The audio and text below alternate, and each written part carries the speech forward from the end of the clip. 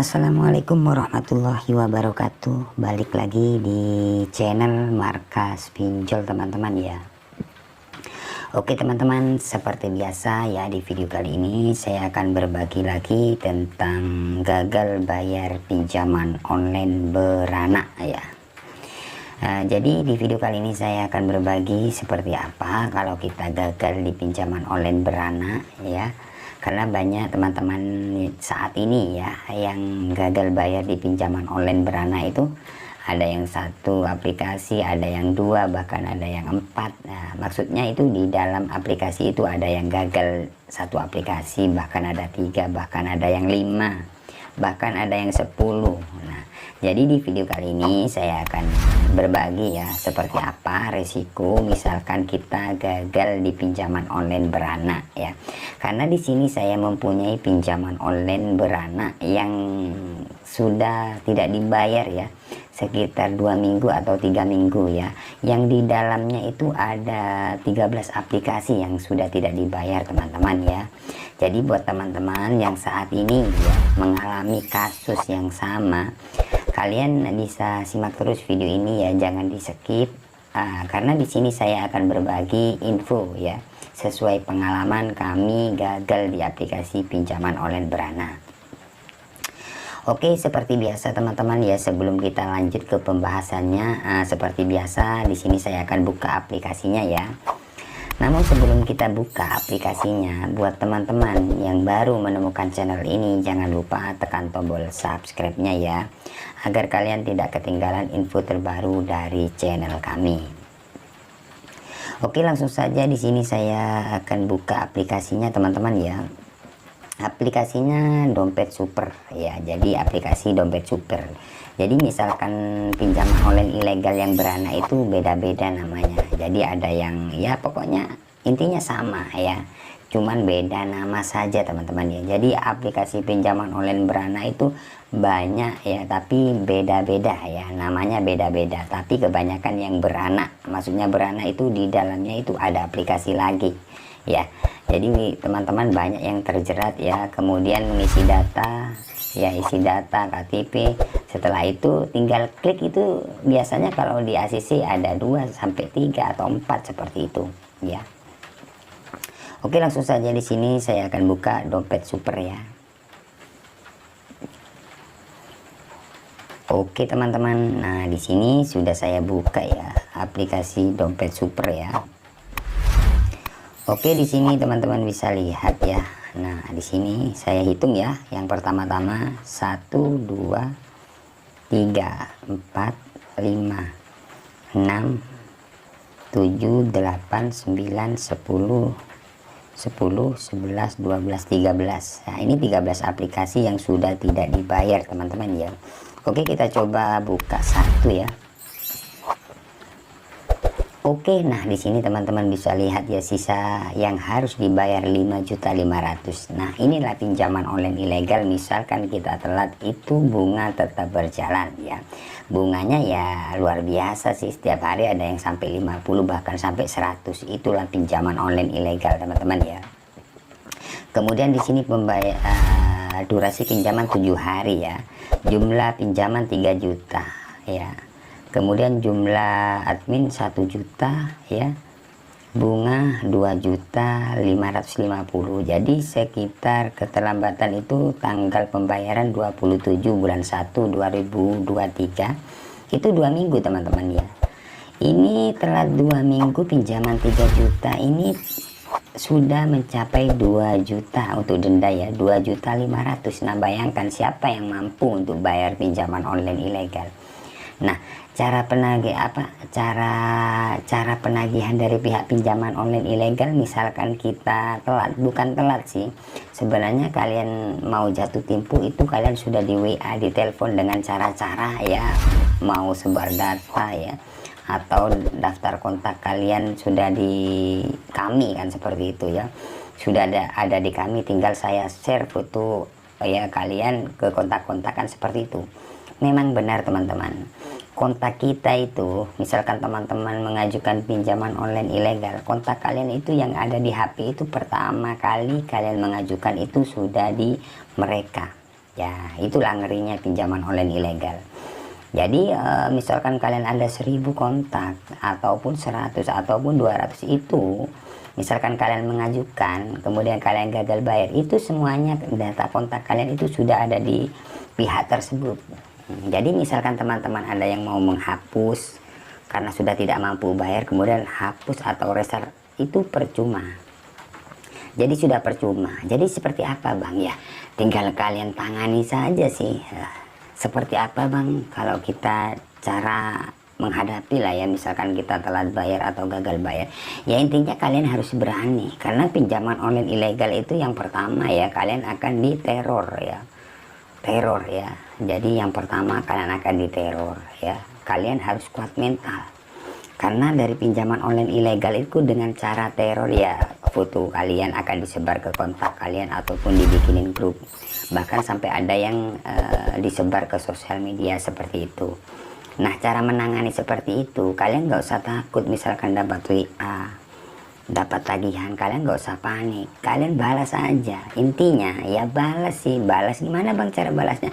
Ya pak sabar, saya masih cari dana, atau kami masih belum ada dana untuk saat ini, tapi tetap kami usahakan, seperti itu dan seterusnya ya.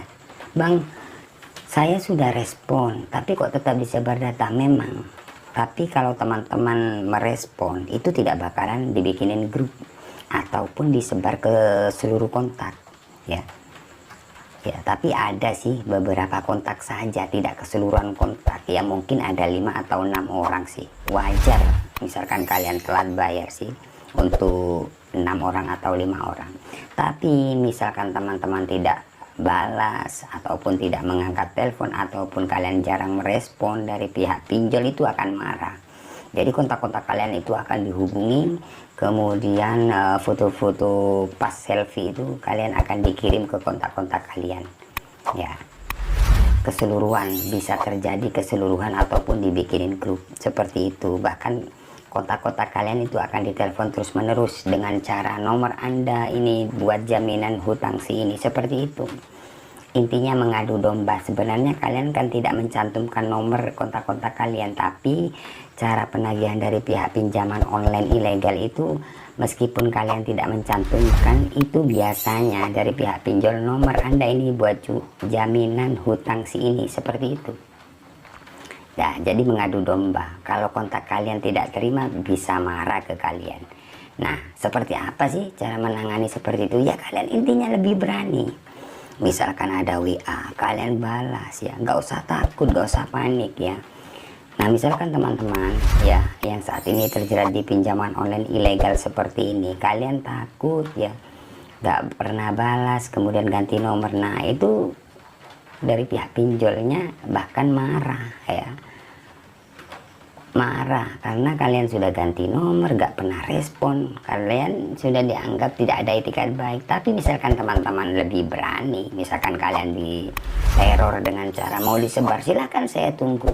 Kalau memang seperti itu silahkan. Dari pihak pinjol mungkin ya ada sih beberapa kontak, tapi tidak seluruh kontak teman-teman ya. Di sini saya cuma memberi saran saja ya, itu sesuai pengalaman saya. Karena pengalaman saya untuk gagal di pinjaman online ilegal seperti ini, saya nggak pernah takut sih. Apa yang kami takutkan, pinjaman online ilegal ini bikin resah sih. Karena apa? Pinjamannya cuma 7 hari ya, kurang 2 hari kita sudah diteror. Nah, seperti itukah cara pinjaman online? Kita 4 hari mau cari uang seperti apa ya? Bahkan bunga yang sangat besar, kita pinjamnya 1.800.000, mungkin yang masuk itu biasanya 1.100.000 ataupun 1 juta.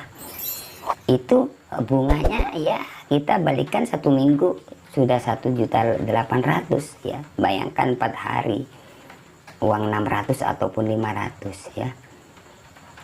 Seperti itu teman-teman. Jadi untuk teman-teman yang saat ini terjerat di pinjaman online ilegal seperti ini, kalian gak usah takut. Kalau misalkan kalian memang tidak ada dana, kalian cukup respon aja dengan baik. Memang kalau kita respon dengan baik dari pihak pinjol memang ya selalu neror. Tapi misalkan kalian lebih berani, dari pihak pinjol juga mikir, gak akan meneror terus menerus.